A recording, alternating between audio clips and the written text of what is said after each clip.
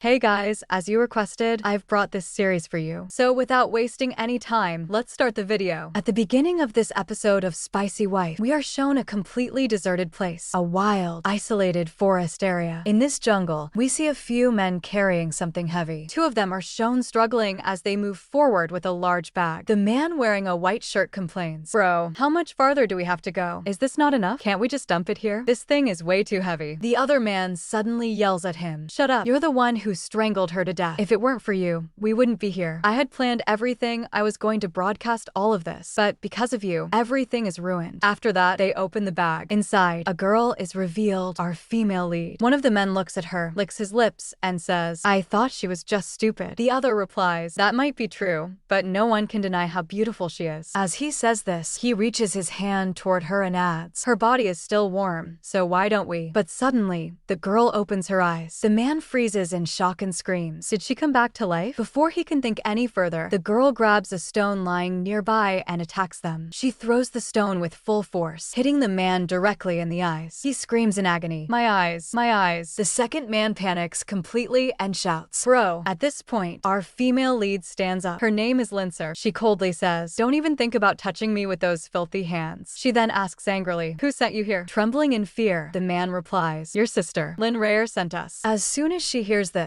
Lincer starts kicking him mercilessly and yells, "Bullshit. Lin is not my last name, and I don't have any sister." The man begs for his life, crying, "Please let me go. I haven't done anything yet." But she doesn't listen. She kicks him away and continues beating both of them. Soon, both men are lying unconscious on the ground. She looks at them and says with disgust, "Trash." Taking a deep breath, she mutters, "What exactly just happened?" She starts thinking to herself and says, "I clearly remember that I was refining my pills. I was alive back then." She then recalls her previous life and notices something strange. The clothes people wear here are so weird. The life force in this place is extremely weak. This world is completely different from the spiritual realm I came from. Looking around, she realizes this feels like an entirely new place, or maybe even a completely different world. But suddenly, her head starts to ache violently. At the same time, unfamiliar memories flood her mind, memories belonging to the real Nisher. She sees people abusing her, beating her, and humiliating her. After fully absorbing these memories, she wipes the sweat from her face and says, "Whose memories are these?" Then she realizes the truth. So this is reincarnation. I never thought something this dramatic would happen to me. From Nisher's perspective, she recalls seeing herself as a weak, pitiful creature, like a small, helpless rabbit. She says confidently, "I am medical wizard Sha Sai, a renowned healer, and the body I reincarnated into belongs to a completely innocent and fragile girl." Observing Nisher's condition, she thinks, she looks intellectually challenged and physically very weak. And to make things worse, she has a vicious stepmother and a stepsister. She clenches her fist and declares, "This girl's life is worse than hell. But they dared to humiliate me. They plotted against me." With burning anger, she vows, "I will take revenge on every single one of them. I will not spare anyone." Then she smirks and says, "I prefer to act foolish anyway. That's my specialty." Sometime later, we see her walking away from the forest. Her legs are trembling and she mutters, "Damn it, why do I suddenly feel so weak?" She realizes, those bastards must have poisoned me. It's probably a sedative toxin. Struggling to move forward, she says, "If I don't detox myself soon, things are going to get really bad." As she walks, she notices a city near the edge of the forest. A car is speeding down the road nearby. Inside the car, cold air is circulating intensely. The driver says, "Boss, we have about 5 kilometers left. Can you hold on until then?" The man inside the car, our male lead booking gang, responds coldly, "It's already too late. Everything is out of control. You should get out of the car and leave. Stay as far away from me as possible." The driver nods. "Yes, sir." As soon as the driver steps out, booking